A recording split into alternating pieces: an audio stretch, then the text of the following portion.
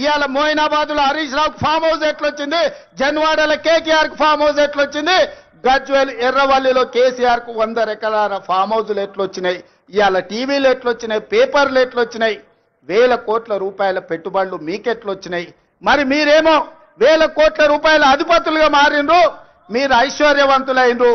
రాష్ట్రం ఎందుకు దివాలా తీసింది? రాష్ట్రానికి 8 లక్షల కోట్ల రూపాయలు అప్పెట్లొచ్చిందని నేను అడుగుతున్నా. వేదిక మీద నుంచి 4 కోట్ల తెలంగాణ ప్రజలకు విజ్ఞప్తి చేస్తున్నా. ఆలోచన చేయండి, అంచనా వేయండి, బేరీజు కట్టండి.